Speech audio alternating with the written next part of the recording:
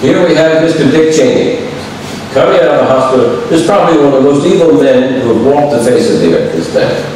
Coming out of the hospital, red carpet.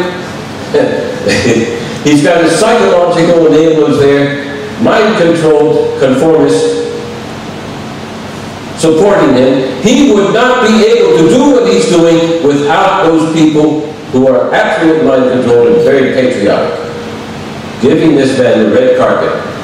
That's his 5th heart he's just got. 5th! I think, if I'm not mistaken. Knight of Malta, one of the greatest liars, red carpet, discharged from the hospital. Kissinger said, yes, many people are going to die. He's helping them. Many people are going to die. And but what's going to happen? After the New World Order is established, it's going to be better for those who survive. Survival of the most ruthless. Malcolm X says, watch the media. They're going to have you hating the oppressed and loving the oppressor. They're going to have you hating the jihadists and loving the oppressor. That's what's happening in the minds of the creators. Next slide, please. Okay, we can take a break.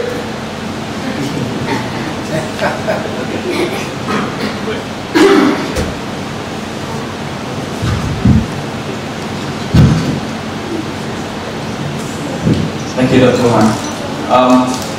Would somebody help with the microphone at the back? The way that we're going to organize the session, as shown during the program, is we have 3 sessions, and after each session we're allocating some time for questions and answers. I think we've heard quite a lot from Dr. Omar. Do we have any questions from the floor?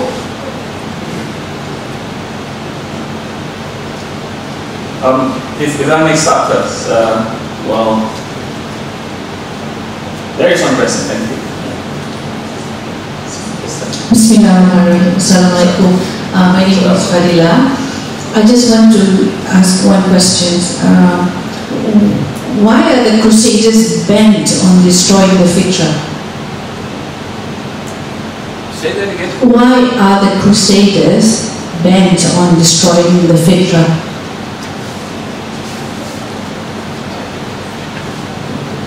Would you care? I understand.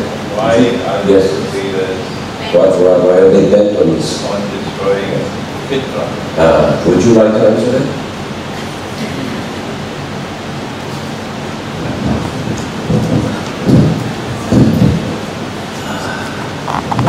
Bismillahirrahmanirrahim.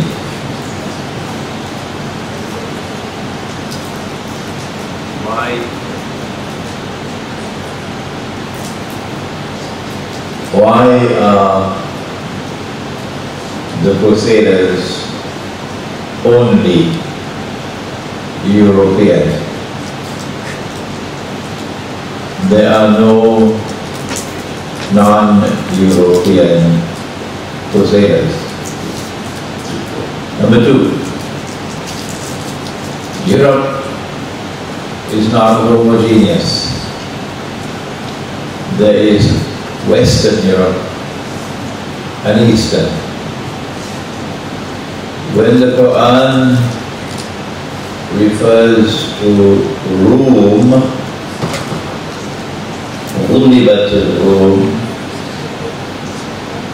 Rome used to be in Italy, and then Rome went to Constantinople. When the schism began, which separated Christianity, East and West. And of course, Rome today is Moscow. The Crusaders were always from Western Europe, never from Eastern Europe. So they're not all Europeans homogeneous. And when the Crusaders got a chance, when Constantinople became weak, they attacked Constantinople That is, Western European Christians, they attacked their Eastern Christian brothers and they sacked Constantinople and they butchered their own brothers. There is no Christian unity here at all. Dr. Omar Zaid shared with me information. I didn't know that they also took care to destroy a number of documents. And I didn't know. And so there's more to the Crusades than meet the eye. And we need to research further. Eschatology can go only this far, and then the occult has to take over.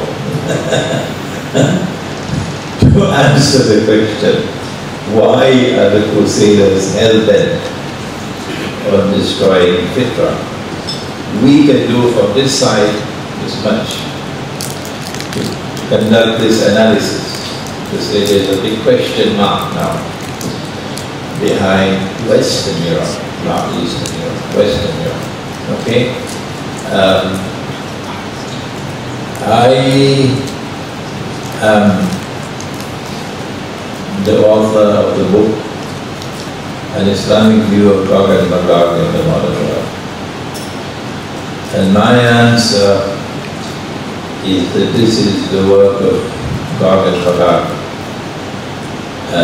They hell-bent on destruction of Fitra.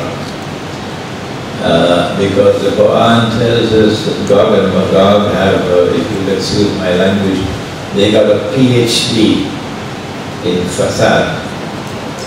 And fasad is that which corrupts, destroys, most of all, Fitra.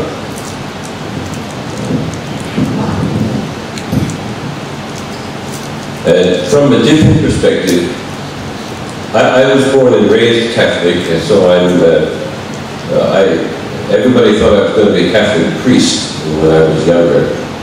But when I found out the priest couldn't get married, I quickly changed my mind. I was following my Fitra. They want this destroyed. There's a whole big struggle about this. They want to destroy your common sense, so that you just follow. What is this? Is this blind following? The Arab word taqlid. I forgot. But it's blind following. Why? Because they're saying that God is a man. You see, and that cannot be held up to any kind of reason. You have to have blind faith in order to accept that. So that's why I said they made the Son into the Son of God, and then they made Jesus into this God. Okay? There are many, many ancient predecessors for that particular model. In order to keep their political power, they formed this consensus, which was the pagan consensus. Then they transformed it to become the Christian consensus, and whoever questions that particular tenet, they have to be, well, conformed, or lobotomized, or destroyed in some way, shape, or form, because it's anti-authoritarian. I'm questioning the Pope, you see. And the Pope is saying that Jesus is the Son of God, and not only that, but that Mary is God's wife, you see. And, so she's higher. They've now elevated Mary, the Jesuits have, to even a higher station than Jesus, if you read some of their literature. This is all against Fitra, and they're claiming the authoritarian position. And since they have established what they call canon law, and canon law is the basis for all of Western law, which is now being taken up by the whole world. It is a particular code of law which is based on the Roman system, and it's a Roman system of entitlement, you see. And if you want to be entitled, you have to honor their positions as authoritarians, you see. If you don't honor this position as their position as the supreme authority, then you don't get your entitlement. you're removed, like they're trying to remove Assad, you see. They put him in the position. He's a knight of Constantine. He's one of these Maltesian knights. But for some reason, he's gone against the grain. I don't know what he's done wrong. But they want that territory because it's part of the ancient Babylonian kingdom. And they're now pulling back the entitlement which they've given him, you see, in Syria. There's much more to it than that, I'm sure. But in order to have the soldiers do what they're doing and have his own people do what they're doing, they have to deny their fitra. They have to. And so this is a form of mind control. That's why they're hell-bent on destroying fitra, so that you just follow. You become part of the New World Order's slave class, and everything will be fine. You drink your fluoridated water, you know, and you take your birth control pill, you go and you vote, you pay your taxes, you don't argue with the IRS, and everything's going to be all right as long as you do that. But don't stand up against our authority. Don't use your own mind to think outside the box. You see, they say they want people to think outside the box. But the moment they get you in a position where you start to think outside the box, people have asked me, well, what do you think about being a Muslim? I said, well, you know, I became a Muslim, I was set free. And then people started to try and put me back inside, you know, this Malay box.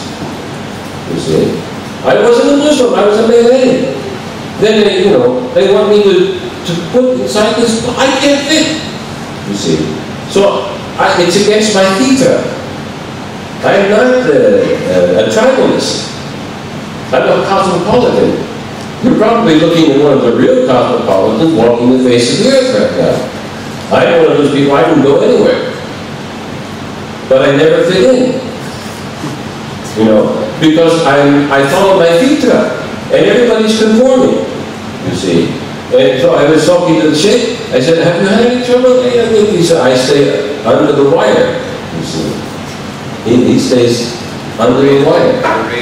Under the radar, as I said. So they want to destroy this fitra so that you just follow without questioning. I was questioning from his age. When I was in Catholic school, I got my ear pinched. And, you know, the nuns would do that. The bishop came to visit and said, I don't know, what do you think about Sister? I said, well, you know, Sister Teresa, she puts us in a hole in the ground if she doesn't like what we're doing. And the bishop said, what? Yeah, she would put us in a dark hole in the ground, a dungeon. That's what this good sister, the Catholic sister, there was Catholic action, you see. She didn't like my fitra. So she wanted to put me in a hole in the ground. A dark, solitary confinement. And I told the bishop on her. Ah! You see, this is, if you follow your fitra, this is what happens. This is what happens. In answer to the question. So people learn to conform in order to keep rice in the bowl and not rock the boat. That's why they win. That's why they win. Because people are conforming. If you stop conforming, they would not win.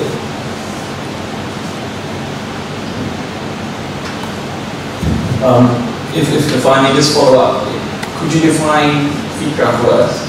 And how do we stay true to our fitra? Oh, define fitra. I don't know that I'm qualified to do that. And as a physician, I can say, well, there is an inborn sense that we're all born with. For example, the baby knows how to suck the mother's breast. You don't have to teach the baby to do that. There's inborn knowledge. And part of this inborn knowledge is what we call common sense. And this common sense means, okay, I do good for you, you do good for me. This is common sense, okay? And that is, that's just if the baby cries, the mother will answer, and the mother answers why? Because she doesn't like to hear the baby cry? No, because Allah has placed in her an instinct that will not allow her to rest. The man can go to sleep, the father can go to sleep, the baby's crying, he doesn't like it. But that's not part of the man's feature. It's part of the mother's feature. Yeah? The mother cannot rest until the baby is satisfied. Now, this is a maternal instinct. This is part of feature. Part of feature is knowing that Allah exists. It doesn't mean that the child knows who Allah is, but that the existence of Allah is part of that feature.